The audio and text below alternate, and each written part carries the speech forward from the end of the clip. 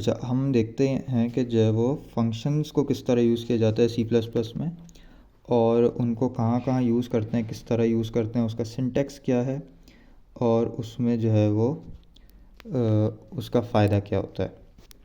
अब हमने ये कोड बनाया जिसमें हमने एक स्टूडेंट्स के 3 टेस्ट के मार्क्स लिए, मार्क्स 1, मार्क्स 2, मार्क्स 3, और उनको हमने तीनों को प्लस करके सम में स्टोर करा दिया। सम में स्टोर कराने के बाद हमने एवरेज लिया और परसेंटेज निकाली।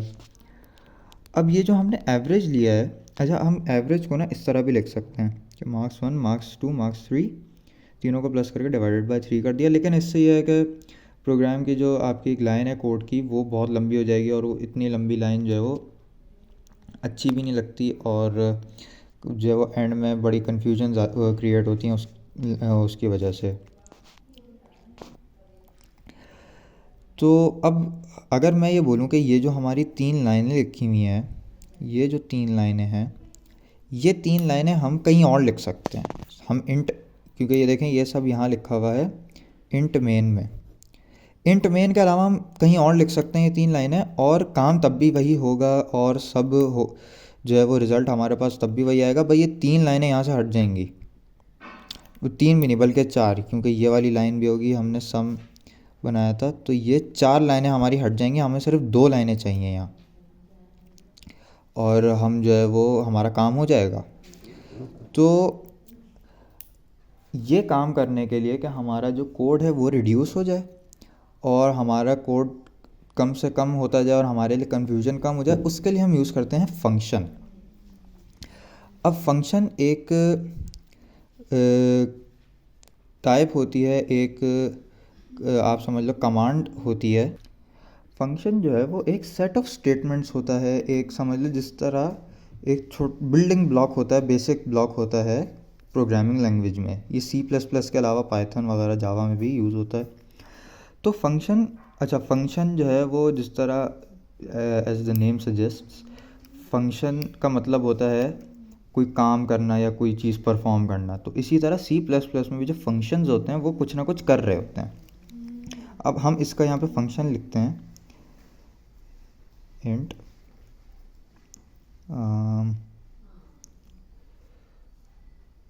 अभी हम इसको मार्क्स का नाम दे देते हैं,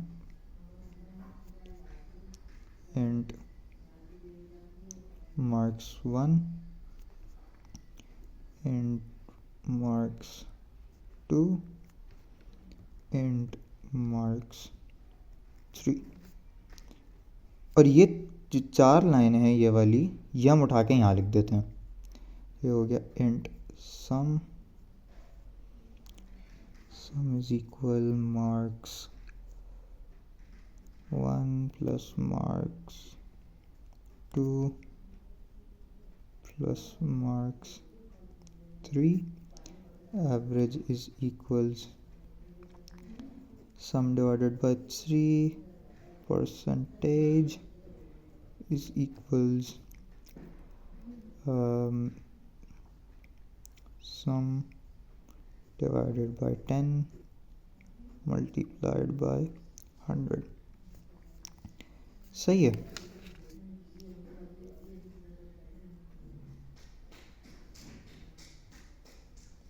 और हम यहाँ पे एक काम ये करते हैं, सी आउट एवरेज, सी आउट परसेंटेज।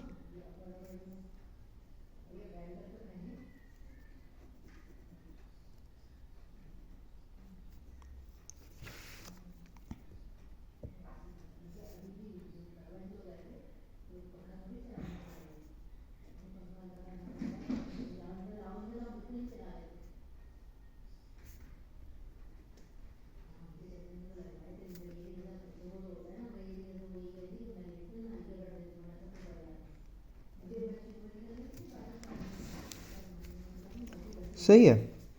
अब हम इसमें, अच्छा एक चीज़ और, यहाँ पे एवरेज और परसेंटेज के 2 वेरिएबल्स और बनाते हैं। हाँ, now we are good to go. अब मैंने किया ये कि मैंने इन सबको यहाँ से मैं काट देता हूँ, अब मैंने सिर्फ यहाँ पे एक बच्चे के मार्क्स लिए और अब मैंने जो है वो एक फंक्शन बना दिया जो कि मेरे लिए सारे काम करेगा। अच्छा अब अच्छा यहाँ पे हम जो है अच्छा अब आप ये पूछेंगे भाई फंक्शन ये काम तो कर रहा है लेकिन इंट मेन को कैसे पता है? यहाँ पे तो कोई इंट मेन में तो कोई वही नहीं है, इसकी कोई बातचीत ही नहीं हो रही, कोई इसका जो पूछ ही नहीं रहा कि जो है वो कैसे करना है, और ये आपने मार्क्स का फंक्शन बना दिया तो इसकी तो कोई बात ही नहीं है वहाँ। तो अब हम करेंगे ये कि हम इसको कॉल करेंगे। हम यहाँ पे सिर्फ ये लिखेंगे मार्क्स 1 मार्क्स 2 मार्क्स 3। सही है।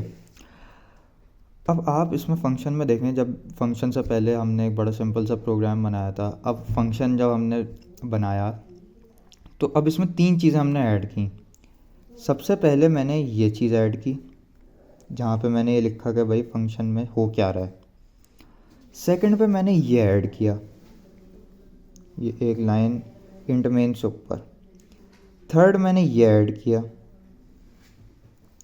सही है। तो अब इनको ये क्यों ऐड किए, इनको क्या बोलते हैं, ये क्या होती हैं, क्या करती हैं, ये चीज़ देखते हैं। ये जो है इसको बोलते हैं डेफिनेशन। डेफिनेशन का मतलब होता है किसी भी चीज़ को डिफ़ाइन करना या बताना उसके बारे में। तो ये बताता है कि फ़ंक्शन करेगा क्या, फ़ंक्शन में हो क्या रहा है, फ़ंक्शन जो है वो कौन से ऑपरेशंस परफॉर्म कर रहा है, कौन से फंक्शंस परफॉर्म कर रहा है, कौन सी कमांड्स को एग्जीक्यूट कर रहा है। सही है। तो ये वो बताता है। अब यहाँ पे हम देखें, यहाँ पे जो एडिशन हो रही है, डिवीज़न हो रही है, मल्टीप्लिकेशन डिवीज़न हो रही है, तो ये 3 अलग अलग काम कर रहा है। तो हमने यहाँ बताया कि फंक्शन जो है वो ये काम करेगा। सही है। सेकंड चीज़ ये है, इसको कहते हैं हम प्रोटोटाइप। अब प्रोटोटाइप, जिस तरह किसी भी चीज़ का प्रोटोटाइप बनाते हैं, तो प्रोटोटाइप का मतलब होता है सिंगल यूनिक आइटम ना, जो बिल्कुल पहला पहला बना होता है टेस्टिंग के लिए। बिल्कुल फर्स्ट हमें किसी भी चीज़ के बारे में बताया जा रहा होता है कि यार ये फ़लाँ चीज़ आने वाली है, इसका ये प्रोटोटाइप है, तो हमें बताते हैं, हमें एक टीज़र सा मिलता है उसमें। तो इसी तरह यहाँ पे ये समझ लें फंक्शन का एक टीज़र है, जिस तरह मूवी से पहले उसका टीज़र आता है ना, ये समझ लें इसी तरह है। इसके 3 अलग अलग पार्ट्स होते हैं, उसके बारे में हम बाद में बात करेंगे। अच्छा, ये जो तीसरी चीज़ है इसको बोलते हैं फंक्शन कॉलिंग। कॉलिंग का मतलब होता है किसी चीज़ को बुलाना अपने पास, या कॉल करना, या उसको बुलाना। तो इसी तरह हम फंक्शन को इससे बुलाते हैं। सही है। तो कॉलिंग तो मेरे ख्याल से समझ आ गया होगा कि भाई फंक्शन को इंट मेन में हमने बुलाया है। डेफिनेशन हमने ये बताया कि फंक्शन करेगा क्या। अब जो थोड़ी मसले वाली चीज़ है वो है प्रोटोटाइप, उसको हम देखते हैं। सही है।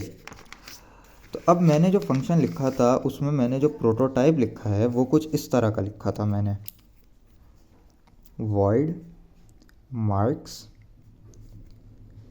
int marks 1 int marks 2 int marks 3। अब इसमें 3 अलग अलग हिस्से हैं।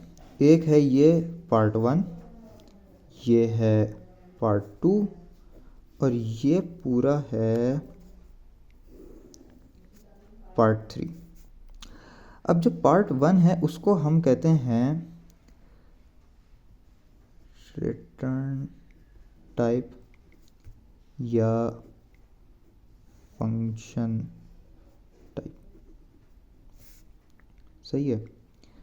पार्ट 2 को हम कहते हैं फंक्शन नेम, और पार्ट 3 को हम कहते हैं फंक्शन पैरामीटर्स।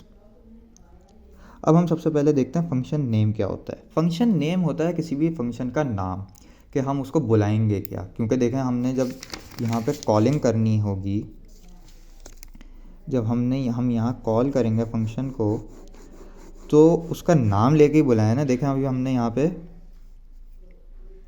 फंक्शन को मार्क्स के नाम का फंक्शन बना हुआ था, तो हमने यहाँ पे मार्क्स कह के उसे बुलाया। इसलिए फंक्शन नेम जो है वो कॉलिंग के टाइम पे काम आता है और ये बताता है कि फंक्शन का नाम क्या है। फिर हम देखते हैं कि फंक्शन पैरामीटर्स क्या होते हैं। अब कोई भी जो चीज़ होती है वो किसी ना किसी पैरामीटर्स क्या होते हैं भाई? पैरामीटर्स जो है वो हम किसी भी जगह के अहाते का जो नाप है, जो उसकी बाउंड्री का उसकी मेजरमेंट होती है, उसको हम पैरामीटर कहते हैं। तो पैरामीटर्स हम ये भी बोल सकते हैं कि भाई बाउंड्री क्या है, कितनी बड़ी बाउंड्री है, उसको भी पैरामीटर कह सकते हैं। तो फंक्शन पैरामीटर ये बताते हैं कि भाई फंक्शन की बाउंड्री कितनी बड़ी है, फंक्शन की बाउंड्री कहाँ कहाँ तक है और फंक्शन की बाउंड्री में कितने वेरिएबल्स हैं। तो ये सारी चीज़ें हमें पता चलती हैं फंक्शन पैरामीटर से। यहाँ पे हमने देखा भाई 1 2 3 पैरामीटर्स हमारे पास, 3 वेरिएबल, 3 पैरामीटर, इनको कहते हैं आर्ग्यूमेंट्स। मार्क्स 1 एक आर्ग्यूमेंट है, मार्क्स 2 दूसरा आर्ग्यूमेंट है, मार्क्स 3 तीसरा आर्ग्यूमेंट है। तो हमने यहाँ देखा कि भाई ये 3 अलग अलग आर्ग्यूमेंट्स हैं और ये हमें बता रहे हैं कि फंक्शन का पैरामीटर ये है कि भाई इसमें कोई 3 आपने वैल्यूज़ पास करानी है, फिर ये फंक्शन काम करेगा। सही है। तो ये हैं हमारे पास इसके पैरामीटर्स के, फंक्शन कितनी वैल्यूज़ पे, कितनी चीज़ों पे, कितने आर्ग्यूमेंट्स पे काम करेगा, कितने आर्ग्यूमेंट्स पे चलेगा। अच्छा, अब हम देख लेते हैं पहला पार्ट प्रोटोटाइप का, जो है कि फंक्शन टाइप या रिटर्न टाइप। इसमें हम बताते हैं कि भाई, अच्छा, रिटर्न टाइप से पहले देखें, यहाँ पे मैंने सी आउट कराया हुआ है फंक्शन में। अब हम फंक्शन बनाते हैं int marks, int average, int A, int B, int C, int D. और यहाँ पे हम कराते हैं return a plus B plus C plus D divided by 4। अब होगा ये, इस फंक्शन में ये होगा कि जब हम इसको इंट मेन में कॉल करेंगे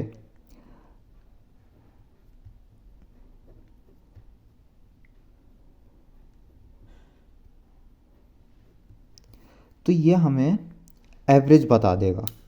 होगा ये कि जो 1 4 6 3 हमने 4 वैल्यूज़ ली हैं, ये 4 वैल्यूज़ इस फंक्शन के पास आएंगी।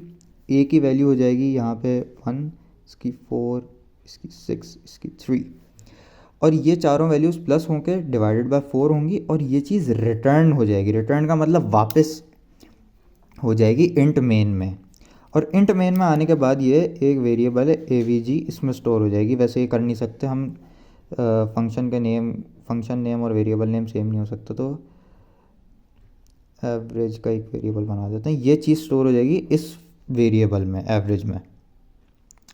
सही है।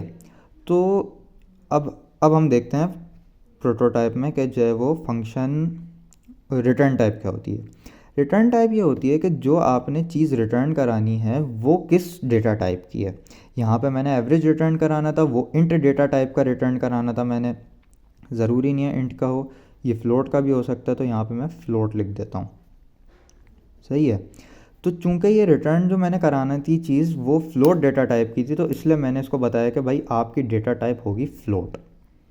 ये इसी तरह इंट हो सकती है, लूप फ्लोट हो सकती है, डबल हो सकती है, स्ट्रिंग हो सकती है, डिपेंडिंग के आपने क्या कराना है। अच्छा, ये जो है वॉइड होती है ख़ास डेटा टाइप।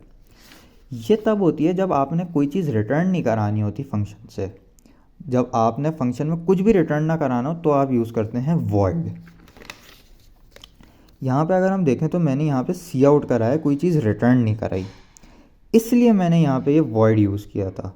अगर मुझे रिटर्न कराना होता तो फिर मैं कोई स्पेसिफिक डेटा टाइप यूज़ करता, इंट यूज़ करता या फ्लोट या डबल, तो वो यूज़ करता मैं।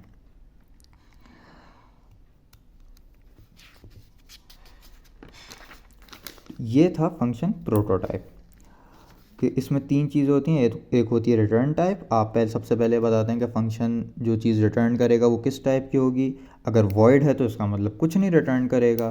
फिर आप फंक्शन का नाम बताते हैं, तो पहले आप बताते हैं टाइप, फिर नाम, कि फ़ंक्शन को बुलाएंगे क्या, हम क्या नाम होगा उसका, और फिर आप बताते हैं कि वो कितने आर्ग्यूमेंट्स पे काम करेगा, मतलब उसकी लिमिटेशंस क्या हैं और उसको कितनी चीज़ें चाहिए होंगी काम करने के लिए। जिस तरह हम जो है वो एक मज़दूर होता है, उसको हम बताते, वो हमसे चीज़ें मांगता है कि सर मुझे हथौड़ी चाहिए, मुझे कीलें चाहिए, मुझे जो है वो प्लास चाहिए, मुझे स्क्रू ड्राइवर चाहिए, फिर मैं ये काम करूँगा आपका। तो इसी तरह फंक्शन भी बताएगा कि भाई मुझे ये 3 चीज़ें चाहिए, 3 आर्ग्यूमेंट्स चाहिए, 3 वैल्यूज़ चाहिए, तो मैं काम करूँगा आपका। सही है। अच्छा, अब ये तो 3 चीज़ें हो गई, इसको ज़रा थोड़ा साफ लिख लेते हैं। अगर हम इंट एवरेज